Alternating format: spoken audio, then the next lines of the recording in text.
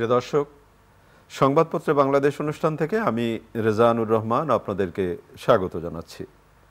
বিভিন্ন জাতীয় দৈনিকে প্রকাশিত খবরের বিশ্লেষণ নিয়ে আমাদের আজকের এই অনুষ্ঠানে অতিথি হিসেবে উপস্থিত আছেন দৈনিক সমকালের উপসম্পাদক, কবি, লেখক মাহবুব আজিজ। শুভ সকাল। আপনাকেও শুভ সকাল।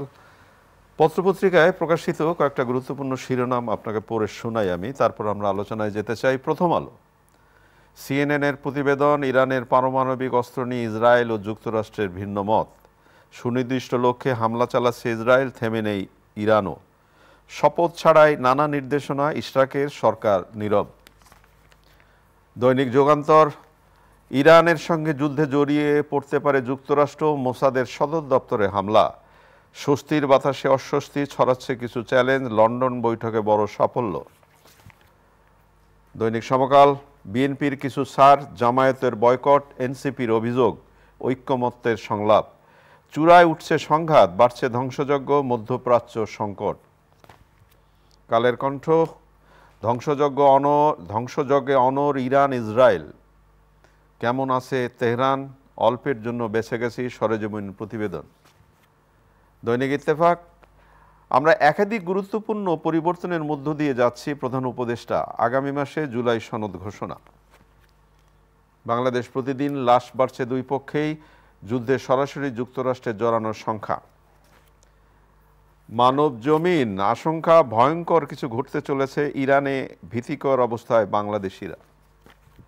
খবরের কাগজ, ইসরায়েলের হৃৎপিণ্ডে ইরানের আঘাত, ইরানের হামলা প্রতিহতে ব্যর্থ ইসরায়েল। যুদ্ধবিরতি নয়, প্রকৃত সমাধান চাই ট্রাম্প।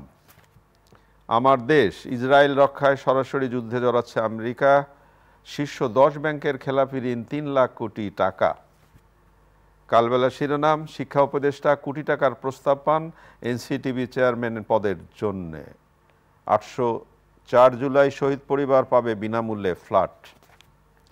দৈনিক রূপালী বাংলাদেশ, হামলায় ক্ষতগ্রস্ত ইসরায়েল। দৈনিক দিনকাল, দ্বিকক্ষ বিশিষ্ট পার্লামেন্ট নিয়ে অধিকাংশ দল একমত।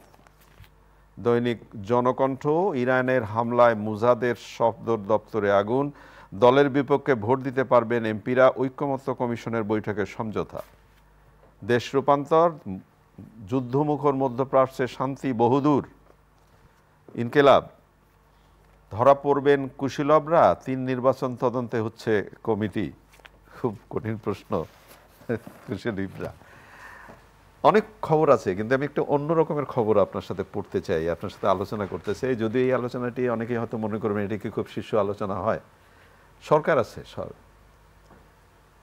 এই যে দক্ষিণ সিটি কর্পোরেশন নির্বাচন নিয়ে যে ঘটনাটা ঘটছে, শপথ ছাড়াই নানা নির্দেশনা, ইশরাকের, সরকার নীরব। দৈনিক প্রথম আলো শিরোনাম।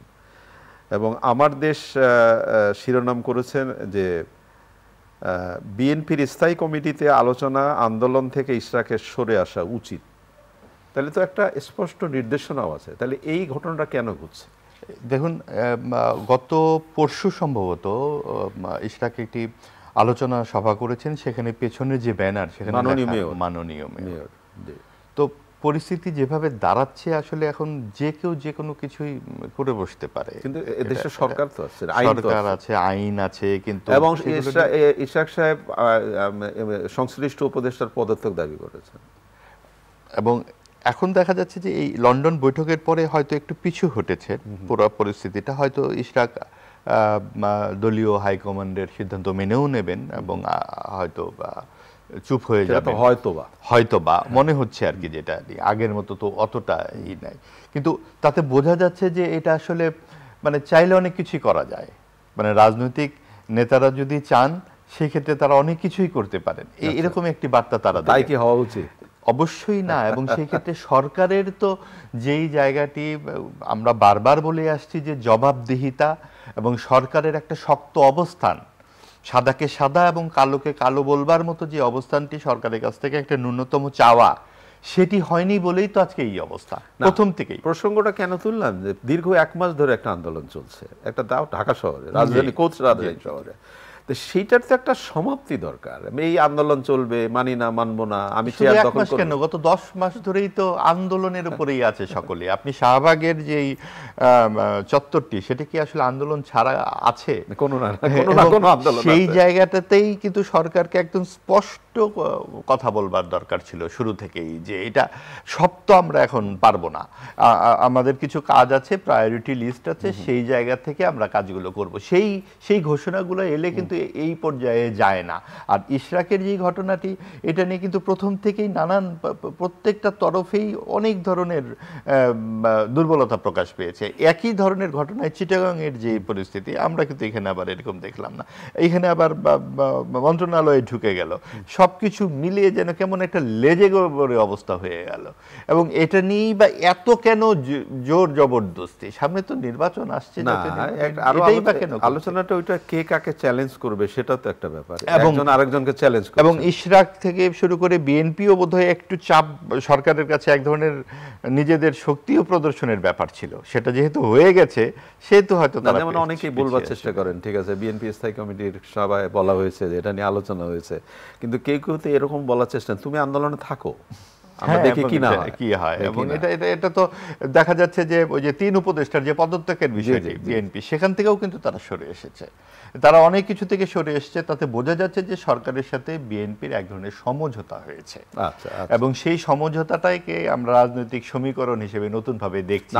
আপনি লন্ডন বৈঠকের কথা বললেন, আরেকটি পত্রিকা যুগান্তরের শিরোনাম, লন্ডনে বড় সাফল্য, স্বস্তির বাতাসে অস্বস্তি এবং ছড়াচ্ছে কিছু চ্যালেঞ্জ। আবার এখানে দেখা যাচ্ছে যে বিএনপির কিছু ছাড় আছেই, জামায়াতের বয়কট, এনসিপির অভিযোগ, এই যে ঐক্যমত্য কমিশন। জি, আপনি দেখুন যে লন্ডন বৈঠকের পর কিন্তু বিএনপি ঐক্যমত্য কমিশনের যে বৈঠক, সেখানেও কিন্তু তাদের বেশ সুর অন্যরকম, 70 অনুচ্ছেদ এবং অন্যান্য বিষয়গুলো নিয়েও কিন্তু তারা অনেক বেশি ইতিবাচক। তো তাতে বিএনপি এবং সরকারের মধ্যে যে ঘনিষ্ঠতা বেড়েছে, এটা একদম স্পষ্ট। এবং তাতে জামাত একটু ক্ষুণ্ণ হয়েছে। প্রথম থেকে তো জামাত বেশ সরকারের প্রশ্রয় পাচ্ছিল, এনসিপি তো বটেই, তারা একটু ক্ষুণ্ণ তো হবেই। তবে সরকারের সাথে বিএনপির এই যে সমঝোতা, এটা কিন্তু রাজনৈতিক পরিবেশ উন্নয়নের জন্য বেশ ইতিবাচক বলেই আমাদের মনে হয়। হ্যাঁ, কিন্তু অন্য দুই শরিক দল যখন এই কাজগুলো করবে বা তারা অসন্তোষ হবে, তখন আপনি তাকে তো আবার আপনার মানাতে হবে। হ্যাঁ রেজা ভাই, এই প্রশ্নটা কি আমরা করতে পারি? এই যে শরিক দল বিএনপি, জামাত, এনসিপি, এটা কারা তৈরি করলো? কোন পরিসংখ্যানের ভিত্তিতে? জামাত বা এনসিপির ভোট কত? এবং এনসিপিকে যেই একই সাথে যে পঙ্ক্তিভুক্ত করা হচ্ছে, এটা কি খুব যুক্তিসঙ্গত হচ্ছে? বাম দলগুলো কোথায়? নিবন্ধন হয়নি। বাম দলগুলো কোথায়? বাংলাদেশের রাজনীতির ইতিহাসে বা রাজনীতির যে বাস্তবতা, সেখানে কি বাম দলের একটা গুরুত্বপূর্ণ ভূমিকা নেই? একেবারেই তারা কোনো দৃশ্যপটে নেই কেন? এটা কি সরকারের সাথে ডানপন্থী এবং উগ্রবাদের যে একটা সমন্বয় আমরা দেখতে পাই, সেই কারণেই কি? এই প্রশ্নগুলো কিন্তু সামনে আসে। আপনি বিএনপি, জামাত, এনসিপি কি করে হয়? না, আপনার সংবাদপত্র বা সংবাদ মাধ্যমও তাই করছে, তো ডান দিকে বাম দিকে হয়ে যাচ্ছে। কারণ এটা শুরু থেকেই এভাবে বলা হচ্ছে, সরকারও বলা হচ্ছে। প্রশ্নগুলো কিন্তু ভেতরে ভেতরে মানুষের মধ্যে আছে, আস্তে আস্তে তো হবে, প্রশ্নগুলো তো উঠবে। আপনি দেখেন যে এই একটি নির্বাচন হতে যাচ্ছে, আপনি 2001 সাল এবং 2008 সালের নির্বাচনের কথা যদি ভাবেন, সেখানে 1 সালে যে 40.3 এবং 40.1 বিএনপি এবং আওয়ামী লীগ পেয়েছিল, এই যে একটা বিপুল সংখ্যক ভোট, আমরা সর্বশেষ গ্রাহ্য ভোটগুলোর কথা যদি বলি, এই আওয়ামী লীগের বিপুল ভোটগুলো কোথায় যাবে? জামাত এবং এনসিপিতে যাবে কি? তার মানে এই বিষয়গুলো নিয়ে তো অবশ্যই ভাবনার ব্যাপার আছে। যেই জাতীয় ঐক্যমত্য কমিশনের কথা আমরা বলছি, সেইখানে এই বিষয়গুলো নিয়ে আলাপ হবে না? আপনার শেখ হাসিনা এবং তার যারা সঙ্গী সাথী, তারা অন্যায় করেছেন, হত্যা করেছেন, তাদের অবশ্যই শাস্তি হবে। কিন্তু যে নিরীহ শিক্ষক, যে নিরীহ কৃষক বিভিন্ন প্রান্তিক অঞ্চলে আছেন, এই যে আওয়ামী লীগের যে একটি সুবিশাল কর্মী এবং সমর্থক গত 70 বছরে এই দলটির যে ধারাবাহিকতা, আপনি হঠাৎ করে তাকে নিষিদ্ধ বা অনুপস্থিত ঘোষণা করে দিবেন এবং তারা দেশ থেকে চলে যাবে? আপনি নিষিদ্ধ ঘোষণা করলেই যে নিষিদ্ধ হয়ে যাবে সেটাও তো বোধ করি না। সেটাও তো না, কিন্তু এই বিষয়গুলো কিন্তু আলোচনা হওয়া উচিত। এবং আপনি জাতীয় ঐক্যমত্য কমিশনের যে বিষয়গুলো হচ্ছে, অবশ্যই খুব ইতিবাচক আমাদের রাজনীতির জন্য। কিন্তু সমাজে এইরকম একটা বিভাজিত পরিবেশ থাকলে, যেমনটি বিএনপির সময়ে আওয়ামী লীগের সময়ে বিএনপিকে কিন্তু একেবারে একঘর করে ফেলা হয়েছে, তাদেরকে কোনো নির্বাচনে আসতে দেওয়া হবে না, গৃহপালিত বিরোধী দল করা হয়েছে। আপনি দেখেন একই রকম কি হতে যাচ্ছে কিনা, আবার বিএনপির সময়ে দেখা যাবে যে আবার কেউ নাই। আপনি বিএনপি চিঠি দিয়ে বলতেছে যে এই আসনে অমুক অমুক প্রার্থীকে অন্য দলের তাদেরকে একটু সাংগঠনিক কার্যক্রম করতে দাও, কিন্তু করতে দেওয়ার কথা বলে চিঠিতে দেওয়া হচ্ছে, কিন্তু নূর সাহেবের তো যে ঘটনা ঘটলো সেটা তো আমরা দেখলাম। আমার যুক্তিটি হচ্ছে, আপনি দেখেন বিএনপি কেও কিন্তু সেই রকম গৃহপালিত কিছু দল তালে তৈরি করতে হচ্ছে কিনা, যেটা আওয়ামী লীগ করেছিল। অর্থাৎ গণ অভ্যুত্থানে যেই প্রত্যয়টি এসেছিল যে চোখে চোখ রেখে কথা বলা যাবে, এখানে জমিদারি চলবে না, কেউ বলতে পারবে না এই দেশটি আমার বাপের, প্রত্যেকেরই দেশ, সেই জায়গা থেকে আমরা বেরিয়ে আসতে পারলাম কিনা প্রশ্ন, কঠিন প্রশ্ন। আমরা একটু আন্তর্জাতিক জায়গায় যাই। এখন তো প্রত্যেকটা দিন পত্রপত্রিকা এবং সংবাদ মাধ্যমে একটাই শিরোনাম, যুদ্ধ যুদ্ধ। চূড়ায় উঠছে সংঘাত, বাড়ছে ধ্বংসযজ্ঞ, মধ্যপ্রাচ্যে সংঘাত বাড়ছে, কি হবে? এইটা তো একটা চরম অমানবিক পরিস্থিতি আমরা দেখতে পাচ্ছি। যে দেখেন ইরানের সঙ্গে আসলে যুদ্ধ করছে কারা? ইসরায়েল, আমেরিকা সহ আরো বড় বড় অনেক শক্তি কিন্তু এখানে যুক্ত হয়ে গেছে। আপনার আরবও কিন্তু ইরানের মিত্র নয়, আমেরিকারই মিত্র। এবং বলা হচ্ছে ইরান একঘরে হয়ে গেছে। হ্যাঁ, এবং আমেরিকা তো বেশ বলে কই নেমে যাচ্ছে বলে মনে হচ্ছে। অপরাধটা কি ইরানের? তাদের নাকি পারমাণবিক অস্ত্র আছে। এর আগেও কিন্তু এই ধরনের ঘটনাতে আমরা মানে ইরানের পারমাণবিক অস্ত্র থাকতে পারবেন না। এখন এর আগেও ইরাকের কথা আপনার মনে আছে, সেখানে কিছুই খুঁজে পাওয়া যায়নি, তারপরেও সভ্যতা ধ্বংস করে দিয়েছে ইরাক। না, কিন্তু আজকের শিরোনামটা যদি ছোট্ট করে আপনাকে পড়ে শোনাই, যুক্তরাষ্ট্র জানে খামেনি কোথায়, তবে এখন এই হত্যা নয়, ট্রাম্প বলেছেন। আবার আপনি চিন্তা করেন, প্রকাশ্য বলা হয় এখন হত্যা নয়, তার মানে হত্যা করা হবে। মানে কোথায় যাচ্ছে বিশ্ব? একটা মানুষকে প্রকাশ্য ঘোষণা দিয়ে হত্যা করা হবে, তাই তো? এখন এই পরিস্থিতিটা দেখেন যে ইসরায়েল যেভাবে আক্রমণ করেছে, ইরানের আপনার সামরিক ব্যক্তিত্বরা কয়েকজন কিন্তু গুরুত্বপূর্ণ নিহত হয়েছে, এবং ইরানও ছেড়ে দিচ্ছে না। ইরানও মোসাদে আক্রমণ করেছে এবং তারও নানানভাবে সদর দপ্তরে এটা চলছে। এই আক্রমণ পাল্টা আক্রমণ এই 2025 সালেও চলবে।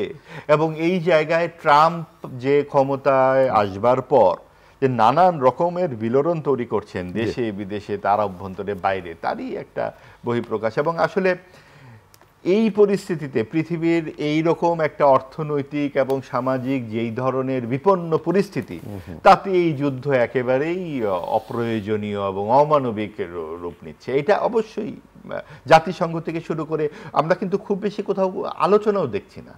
আপনি খেয়াল করে দেখুন, অন্য কোথাও টুকটাক কিছু হলে কত মানবাধিকার এই সেই কত কমিটি কত কথাবার্তা বলে, এখানে কি হচ্ছে?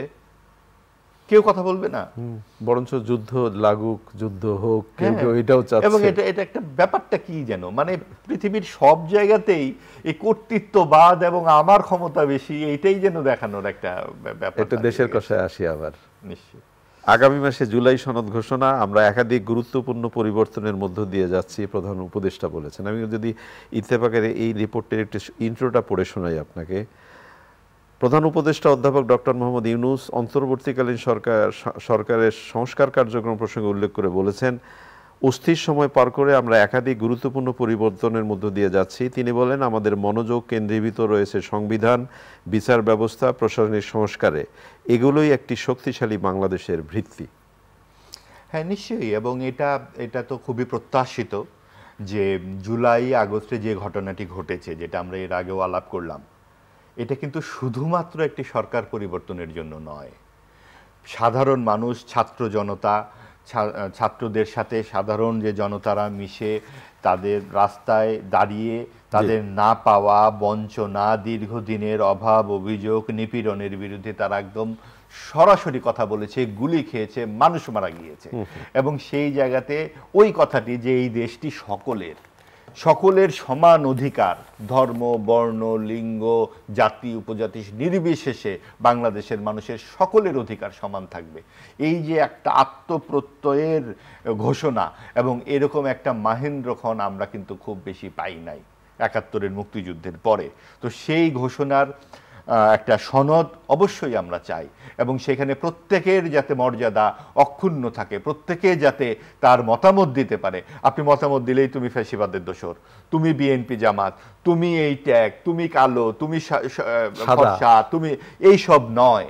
প্রত্যেকে প্রত্যেকের কথা বলতে পারবে, নির্ভয়ে বলতে পারবে, এবং সেই জায়গাটি রাষ্ট্র সংরক্ষণ করবে। বিশ্বাসীদের জন্য যেমন, অবিশ্বাসীদের জন্য তেমন থাকবে এই দেশ, এবং ওই রকম একটি মানবিক আমরা সনদ চাই। তরুণদের কথা উঠলেই জুলাই আন্দোলনের কথা উঠে, বিস্ময়কর একটা পরিবর্তন নিয়ে এলো। বাংলাদেশ প্রতিদিন শিরোনাম করেছে বেকারত্বে বন্দী তরুণ প্রজন্ম। কেন আলোচনা করতে চাই যে এই তরুণদের অবস্থাটা কি? একটু স্বপ্নগুলো আটকে আছে বিসিএস ও এনজিওতে, চাকরির খরা, ব্যবসা অনাগ্রহ, দেশে বেকার প্রায় ২৭ লাখ, কার্যক্রম জনগোষ্ঠীর কর্মক্ষম জনগোষ্ঠীর ৭,১৭,০০,০০০ লাখ, যুব জনশক্তি ২,২৬,০০,০০০ লাখ। এদের কোনো ভবিষ্যৎ নেই এই রিপোর্টে বলা হচ্ছে। দেখুন, এই যে গণ অভ্যুত্থান, এটা শুরু হয়েছিল কোটা আন্দোলন থেকে, চাকরির জন্য, এবং তরুণদের যে এই চাকরির একটা প্রয়োজনীয়তা, তাদের পরিবার তার উপর নির্ভর করে, এই বিষয়গুলো আমরা কিন্তু গত ১০ মাসে সেভাবে আলোচনায় দেখি নাই। এবং আমরা বারবার যেটা ডক্টর ইউনূসের কাছে আমাদের প্রত্যাশা ছিল, উনি সারা পৃথিবী জুড়ে বলেন যে উদ্যোক্তা, তরুণদেরকে আর চাকরি নয় উদ্যোক্তা, এই বিষয়গুলো কিন্তু অনুপস্থিত রয়ে গেছে। তো আমরা অবশ্যই প্রত্যাশা করব যে আমাদের তরুণদের জন্য এই সহযোগিতা বা ভিক্ষার হাত না খুলে তাদেরকে এই কর্মঠ তরুণদের জন্য কাজের সুযোগ দেবার জন্য, এবং তাদেরকে প্রশিক্ষিত করে, তাদেরকে কাজের উপযোগী করে বিশ্বজুড়ে তাদেরকে ছড়িয়ে দেবার। আচ্ছা মাহবুব, আমাদের তরুণদের একটা রাজনৈতিক দল হলো, তো এই আলোচনার কাছে এটাই বলতে চাই যে সেই রাজনৈতিক দল থেকে তো তরুণদের জন্য স্পষ্ট নির্দেশনা, তরুণদের জন্য আমরা এই করব, তরুণদের বেকারত্ব নিরসনে এই করব, বা এই একটা সুনির্দিষ্ট প্রস্তাবনা বা দিক নির্দেশনা থাকা দরকার না? যে নিশ্চয়ই, কিন্তু ভাই দেখুন, এই তরুণদের রাজনীতি নিয়ে, রাজনৈতিক দল নিয়ে যে এইরকম কথাবার্তা বেশি হচ্ছে, এটা আসলে টেম্পেস্ট ইন এ টিপট বলে আমার কাছে মনে হয়। কারণ হচ্ছে প্রত্যেকটা দলের কিন্তু তরুণদের সংগঠন থাকে, প্রত্যেক দলের, এবং আজকের থেকে না, সব সময়ই থাকে। আপনারা এই যেই তরুণদের কথা বলা হচ্ছে এনসিপি, তাদের অভিজ্ঞতা কোথায়? এই রাজনীতি তো একটা দীর্ঘ অভিজ্ঞতার এবং নানা শ্রেণী পেশার মানুষের বয়সের একটা সম্মিলিত প্ল্যাটফর্ম হবে। আপনি একটা সুনির্দিষ্ট লক্ষ্যে, একটা বিশেষ একটা কারণে একটা গণ অভ্যুত্থান যেই ঘটেছে সেইটাই প্রতিদিন ঘটবে তা তো নয়। এবং হয়তো আমাদের জীবদ্দশায় আমরা একটি গণ অভ্যুত্থান দেখেছি, আর দেখবো কিনা সেটা বারবার তো গণ অভ্যুত্থান হয় না, কিন্তু সেইখান থেকে একটা রাজনৈতিক দলের কাছে কতখানি প্রত্যাশা থাকতে পারে।